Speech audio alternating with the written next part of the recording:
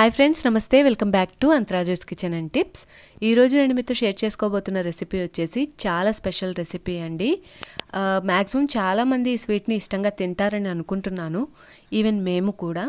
అదే మాల్పూరి లేదా మలైపూరి. గుంటూరులో ఈ స్వీట్ చాలా ఫేమస్ అండి. మీరు ఎప్పుడైనా సరే అటుగా వెళ్ళినప్పుడు మాత్రం అక్కడ చేసే ఈ స్వీట్ రెసిపీని తప్పకుండా టేస్ట్ చేయండి. ఎక్సలెంట్గా ఉంటుంది. యాక్చువల్గా బయట ఈ స్వీట్ రెసిపీని పర్ఫెక్ట్ మెథడ్లో చేసే చోట దీని కాస్ట్ అయితే కాస్త ఎక్కువగానే ఉంటుందండి. ఈరోజు నేను షేర్ చేసే ఈ వీడియోలో మ్యాక్సిమం తక్కువ కాస్ట్లో ఎక్కువ మాల్పూరీలు మన ఇంట్లోనే ఈజీగా ప్రిపేర్ చేసేసుకోవచ్చు.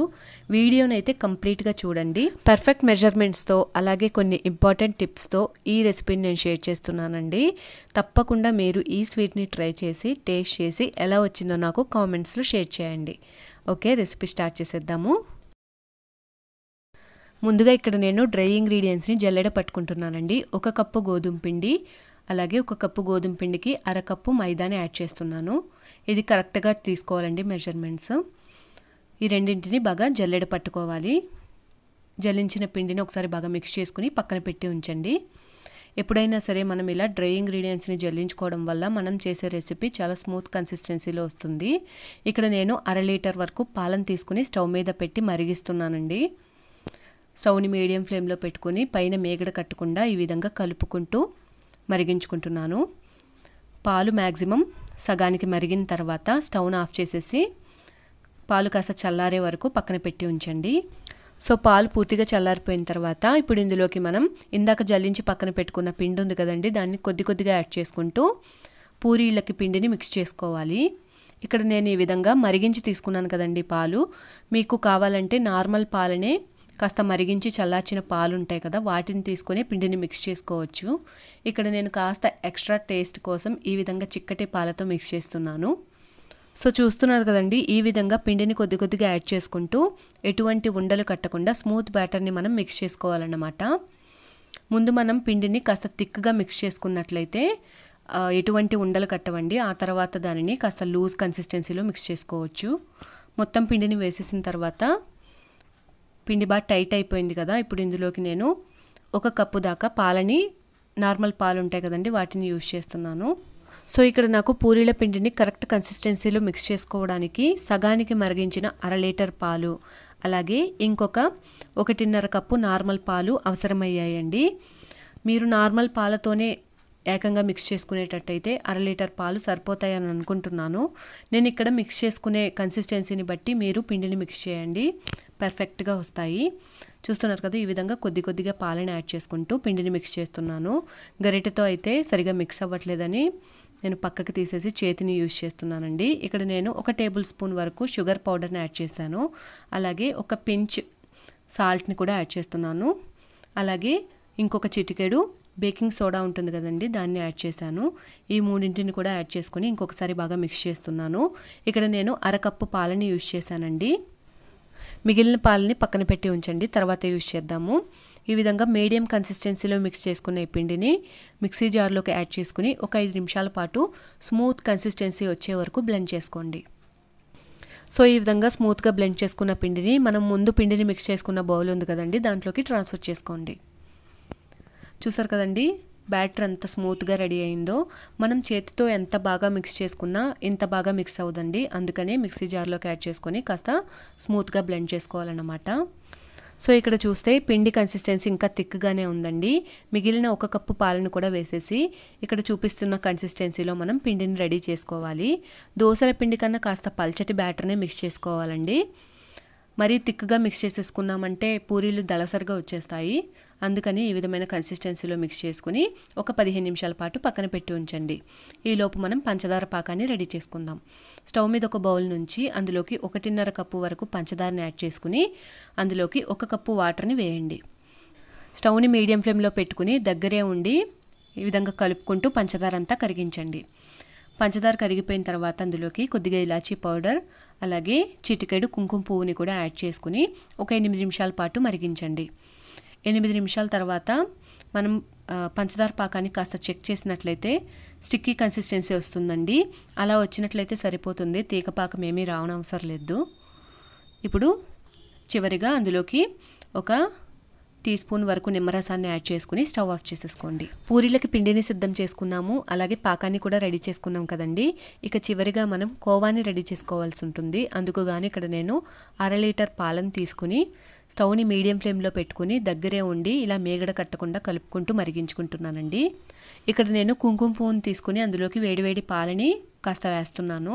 కోవాలోకి చిటికెడు కుంకుమ పువ్వు వేయడం వల్ల మంచి కలర్ వస్తుందండి.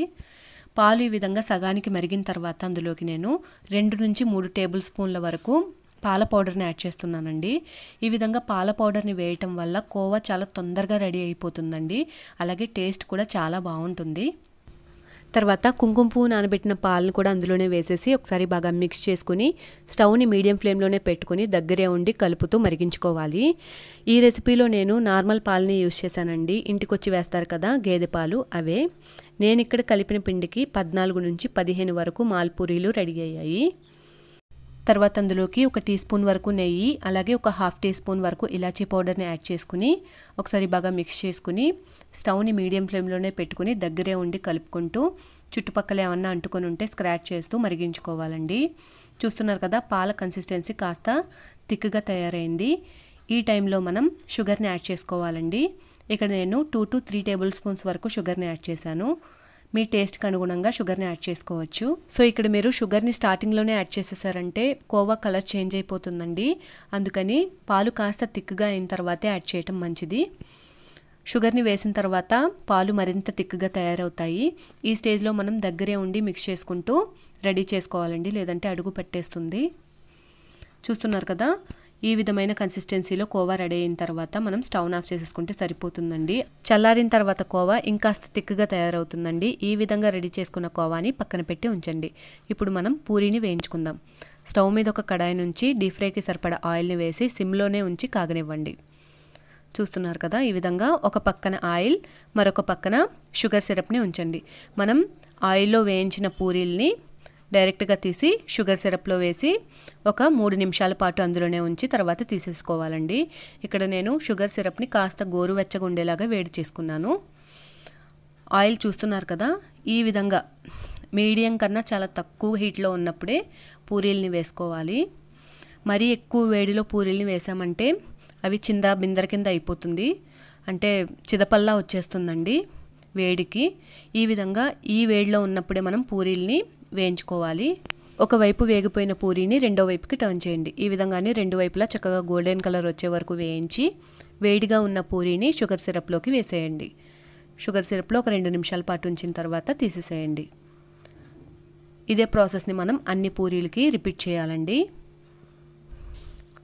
చూస్తున్నారు కదా, ఇదే విధంగా ఒక పూరీని మనం వేసేలోపు ఇంకొక పూరీ నానిపోయి ఉంటుంది కాబట్టి దాన్ని తీసేసి మరలా ఇంకొక పూరీని మనం షుగర్ సిరప్లోకి వేయచ్చు. మీరు నేను ఇక్కడ వేసే పూరీని అబ్జర్వ్ చేసినట్లయితే చూసారు కదా, ఆయిల్ కాస్త వేడిగా ఉండటం వల్ల చిన్న చిన్న చిదపల్లా వచ్చేసినాయి, చిన్న చిన్న ముక్కల్లాగా. అదే ఇంకా వేడిగా ఉన్నట్లయితే పూరీ అసలు షేప్ రాదండి, చిందా వందర కింద అయిపోతుంది. అందుకనే ఆయిల్ మీడియం హీట్లో లేదంటే లో హీట్లో ఉన్నప్పుడే పూరీని వేసుకోవాలి. మ్యాక్సిమం లో హీట్లోనే వేసుకుంటే సరి.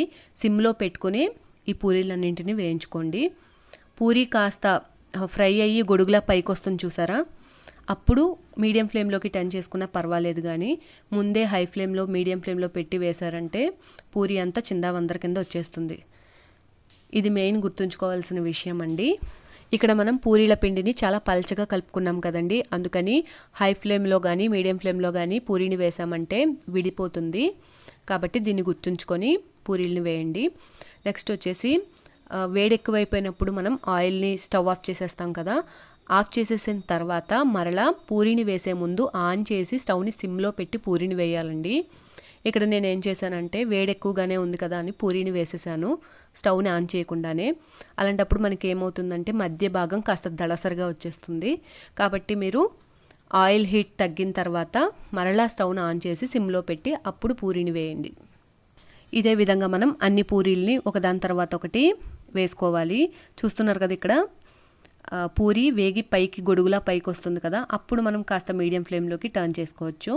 మరలా పూరీని తీసేసేటప్పుడు సిమ్లోకి టర్న్ చేసేసేయాలి. పూరీని చక్కగా వేయించుకోవటం, షుగర్ సిరప్లో నానబెట్టడం 2 పనులు ఒకేసారి అయిపోయినాయండి.